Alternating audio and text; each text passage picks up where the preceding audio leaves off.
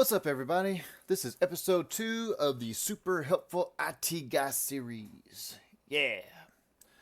Okay, so for this episode, I'm going to show you what we do with that USB that we created the last episode.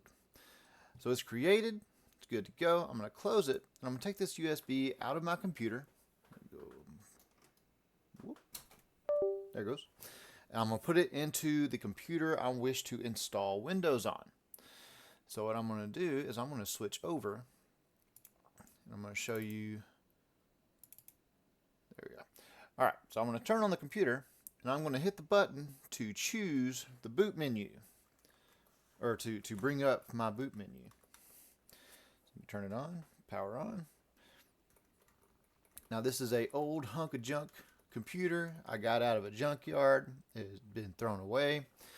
So it's not going to be fast. It's not going to be fast at all, but it will function. So I'll try to speed up the slower parts. Okay, so I've booted up the computer. As it was booting, I hit the shortcut key for the one-time boot menu. You may want to go into the BIOS or the UEFI, the firmware, and you might want to choose or enable something. You might have to look that up separately. But mine's enabled. I'm going to go down here to this UEFI SanDisk. That's my flash drive that I used to create the bootable USB with Rufus the last episode. So now we're going to use this to create a Windows Server operating system. So we're going to create a server with this. It's going to go really nice. So it's loading files from the USB. These files are part of the setup process. Like I said, it's going to take a little bit.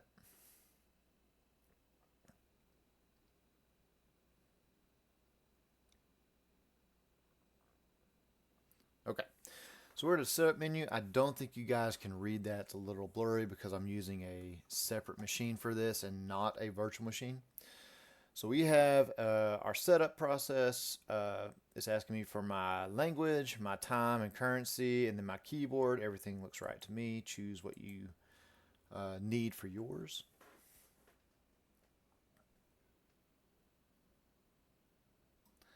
Okay, it's going to ask you if you have a product key. I don't have a product key. I'm going to go ahead and hit that selection. Now it's giving me different options. Again, I know you guys can't see it, but it's giving me a standard or a standard desktop experience or a data center and a data center desktop experience. I want the standard desktop experience. What the difference is between those is standard allows you to have only 2 virtual machines, and desktop experience allows you to have unlimited. However, the license may be a little bit more expensive. So I'm going to go with desktop experience for the standard edition. If it doesn't have the desktop experience, all you get is the server core, which is just command line only. And I don't like command line only because that's just typey. I also like to do a little bit of clicky. So I'm going to do the desktop experience. Go ahead next. Read this EULA where, Microsoft takes control of everything you own if you accept. So go ahead and accept that. Click next. Alright, we have 2 options. We can upgrade in place or we can custom install. This is an old hunk of junk computer. I don't want anything on it that's been there. So I'm going to do a custom install. I'm going to select all these partitions and I'm just going to delete them. Delete the partition until all I have left is unallocated space. Now something that you might have is it might not let you delete it. You might have a disk that's formatted differently. It's not going to let you delete it. The way that you get around that is you hit Shift and F10, and that brings up the command line. Once you're in the command line, you'll type in disk part. Oh, where's my T? Disk part. Hit that, and then you'll type in list disk, and it's going to show you all the disks available. I have 2. I have the hard drive and I have my flash drive.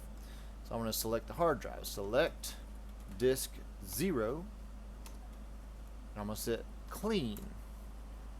So it cleaned the disk. So now all I got to do is exit out of it.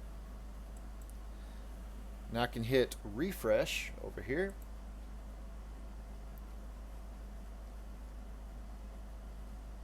And And now all I have is unallocated space. You can do that if it's not allowing you to delete it. You can go into disk part and delete it like that. Okay, so now it is installing all the server information, all the server files. It is creating the server. Turn off my fan so you guys can hear me.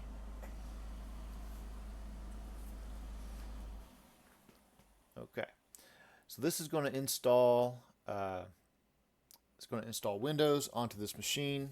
It's going to take a while because this is not a solid state drive. It is a mechanical hard drive, and I do believe it's a green one from Western Digital. So yeah, you got to work with what you got. So it's going to take a while. As it's installing, this would be a good time to do your documentation. If you're doing experiments, if you're creating your own lab environment at home and you want to just try some stuff out. If you want to keep track of everything, you might have a little logbook. I would document on that. And one of the things I would put is the version that you did. If you happen to use a license key or a product key, write down that product key in your documentation. In the world of IT, if you are getting a job in any kind of IT field, documentation is key. So this would be a good opportunity to start writing everything down. Anytime you have a free moment, document what you've done up to that point. And if you still have some more free moments after that, get you a good drink of coffee. Coffee.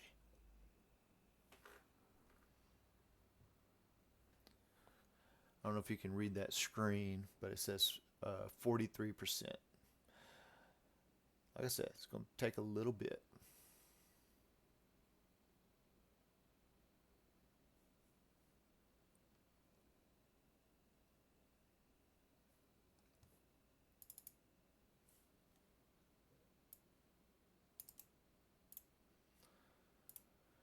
Waiting, I am just waiting.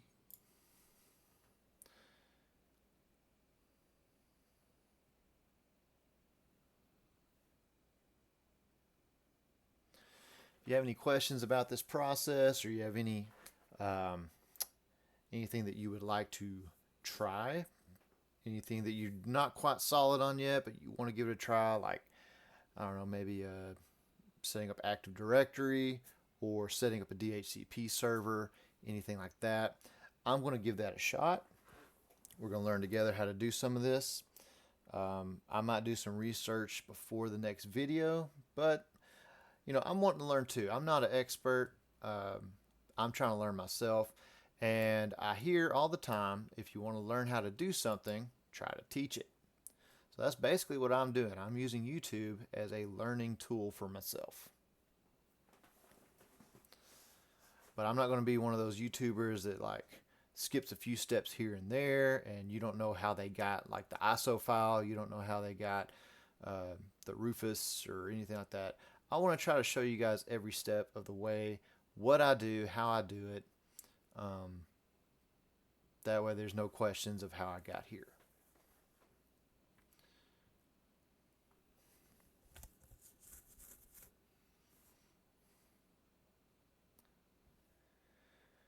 We're at 80% now. Again, it's just getting files ready for installation. It's loading them into RAM, getting everything set up, ready to go.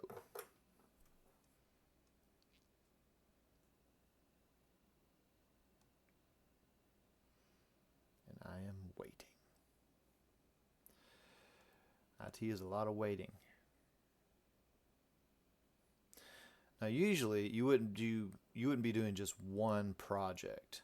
Usually you would do one, and while you're waiting, you'd work on another one till you get to a point where you can wait on it, and then you just kind of go back and forth. I was setting up about 10 laptops earlier for one of my projects, and I had them in a circle, and I just kept spinning around from one laptop to the next. You can get a bunch of machines at just different places. One of my favorite places to get old machines, like if you want to buy them in bulk, but you want a lot for a lab, I'm going to switch to my other computer real quick. I'm going to show you where to go. If you go to govdeals.com, there's a .gov. I think it's .com. Yeah, govdeals.com. Oh, we'll come back to this in a second. Okay, so my installation has finished on my server machine, and it's gonna load startup, and we'll go back to that as soon as it gets to a point where I can do some inputs on there. I'll go back to it, but I'm gonna show you some GovDeals stuff. So what you do is you find your location, search auctions, type in whatever you want, like computers, hit the search, and you can choose location. You can sort it by location. Find out a place that's close to you. Let's just do Little Rock. Why not? A lot of computers and laptops, one pallet. Let's check this out. So it's only $1,400. It's got a lot of them. That's kind of old stuff. I guarantee you, none of this is going to be top of the line. Absolutely none of this is going to be top of the line. So there's $450 right here for a lot of computers. Now look at all these computers. Now for a learning environment, this is not bad. This is not bad at all to get yourself started. Right? So you can kind of play Frankenstein. You can take the RAM out of some of these because they'll give you multiple units of the same make and model. So you can take all the parts out of one and try to build a super unit. I mean, as best as you can. Like take all the RAM out of one, maybe install some more hard drives, things like that. I will say that these do not come with hard drives. They do not have any data on them, so you might have to get the drives separate from somewhere else. Anyway, that's my little tip for getting started. You can get some pretty nice stuff on here. I mean, also you have like Facebook Marketplace and eBay and all those places. So it's really easy to get secondhand computers to experiment with. So I highly recommend doing that. Okay, let's go back and see my server setting up, getting ready.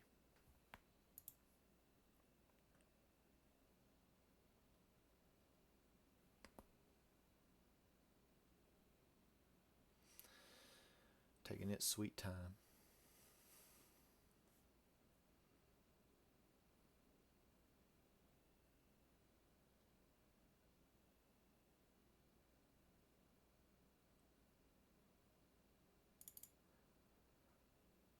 Yeah, there's Sagat. Yeah. All right, so the lab that I'm currently setting up, I'm setting up this server machine. I'm going to have like 4 to 5 computers on the network so I can play around with group policy, maybe hook up like a WSUS server, a WDS server, or I might just use all these server roles in one server if it'll ever turn on. I don't know why it's taking this one so long. I think it's because I'm using an old mechanical hard drive. I don't know. Anyways, it's trying. It's functioning. I mean, I can't ask too much of it. Like I said, I got it out of a junkyard. We have a local junkyard I went to, and I know the guy there pretty well. I visit there pretty frequently for tech stuff, and he's like, "Yeah, sure, take it. It's fine." So I go in there and I poke around and I grab out some things here and there. And sometimes you get a computer, sometimes you can get a TV, sometimes you can get computers that still have the hard drive stuck in there in the junkyard. Now, if you go to govdeals.com, I guarantee you will not get a hard drive inside those machines. By law, they have to take them out, so don't get your hopes up. The hard drives are cheap. How much are hard drives? Let's look this up real quick. If I was going to go to Amazon, where's my Amazon? I don't have one. Amazon.com. If I was going to go to Amazon, I'm going to look up hard drives, see what they got to offer.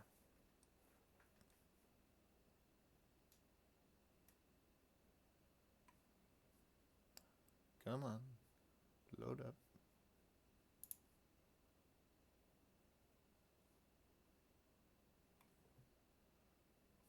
what's going on with my... All right, let's do Western Digital. Wait, okay, there, it popped up. Okay, so we got some hard drives here. We got some... What's going on? Why'd you go dark on me? Okay, so we got hard disk drives.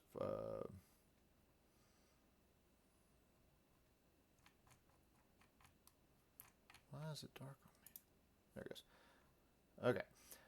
So you can get like a 2 terabyte Barracuda for $50. That's not bad. It's not too bad. Okay. So hard drives, there's different kinds. That's for another lesson. Or another episode. Let's go back. We're able to mess with our machine. So let's go back to our Windows Server machine. So it asked me to put in a password. So pick yourself a memorable password.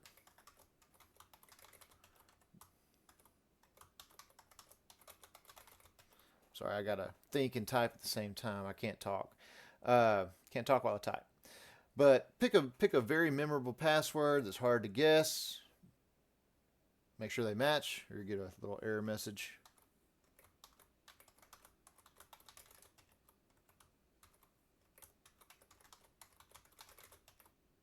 Okay. Got to spell Worcestershire sauce a little bit better next time.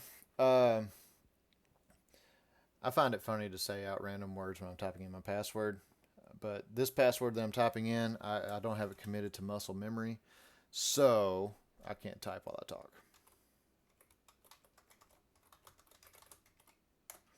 All right, so you create a password and you log in as the administrator. Now we're going to do a few things real quick to make it a little bit easier on us. So the first thing I'm going to do is I'm going to rename this machine because it's going to pop up with some kind of randomly generated name that I will not be able to either remember or pronounce. So we're going to change that name to something very simple. So in Windows Server, it acts a little bit differently than Windows 10 or Windows 11. Windows Server is an operating system built to provide services. Network, do you want your to allow your PC to be discoverable by other PCs on the network? I'm going to say no. In any environment, most likely you would say no, just to kind of keep it secure, because you don't want it, kind of popping up where anyone can see it. Okay. So Server Manager, this is your main interface for Windows Server. So what I'm going to do is I'm going to go over here to Local Server on the left. I know you guys can't really see this, but the very first option, the very first thing that you see in the Properties window is the computer name. I'm going to click on that, and I'm going to change it. I'm going to change it to something very simple, just DC. Change the computer name to DC, click OK. Click OK. All right, so I'm going to close this computer and restart it. Oh, shoot. Forgot to do something. Don't you love when you make a mistake and you got to go and do it all over again? So once it starts back up, it's going to have a new name, but I forgot to change the remote desktop settings so that I could get into it from my main computer. So remote desktop settings is what allows us to use one computer to log in to another computer on the network. And I'll show you how that works in just a minute.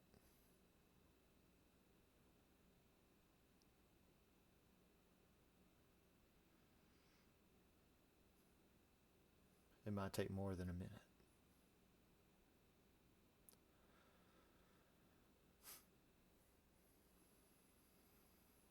Come on, little computer.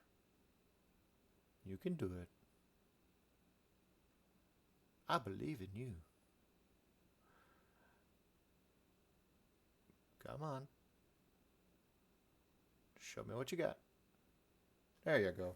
All right, so you do Control-Alt-Delete. Sign back in with your Worcestershire sauce password. It's going to sign you in as the administrator. That's the only account we have right now, which is fine. Come on. Open up. There we go. So in the search bar, down here at the bottom, if you can see it, search bar, I'm going to type in remote. And I'm going to click on remote desktop settings, not connection, but settings. And it's going to have this little toggle switch. We're just going to flip that on. Confirm.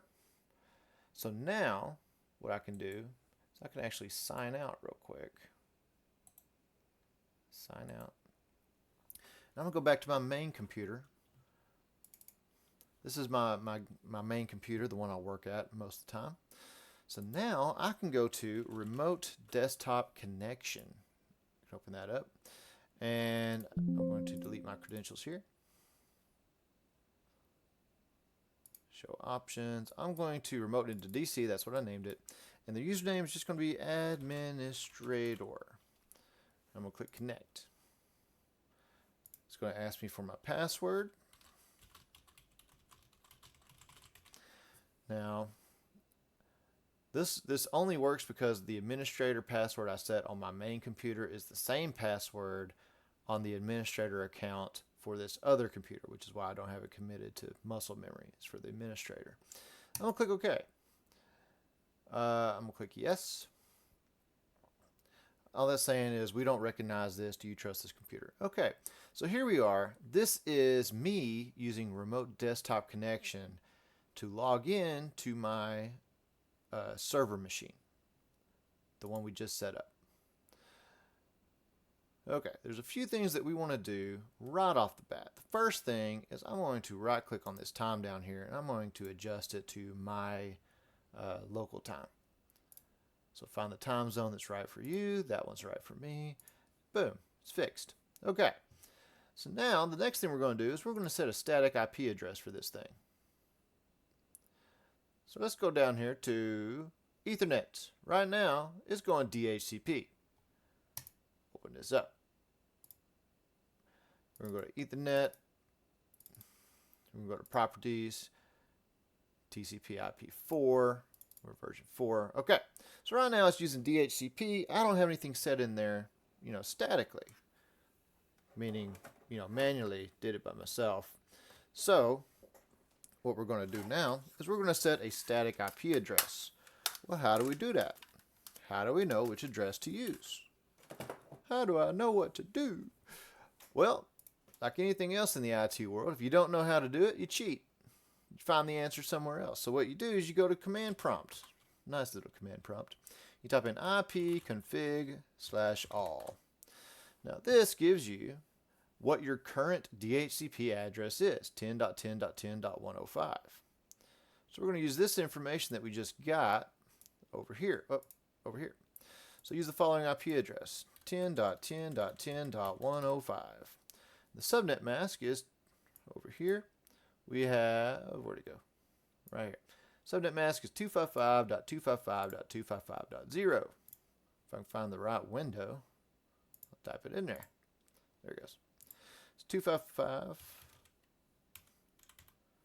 255.255.255.0. No, I didn't mean to finish. If you hit enter, it saves it, but it doesn't fill out the rest. We need our default gateway. Default gateway is 10.10.10.1. 10.10.10.1. Preferred DNS is 192.168.88.1. So we have 192.168.88.1. Click OK. Now, when I click OK here, that's when the change is going to be implemented. And you'll see this go to like the little disconnect wired globe icon and then back to this. If everything works right, we'll wind up here again. So let me click OK. Click close. Oh, there's my wired globe.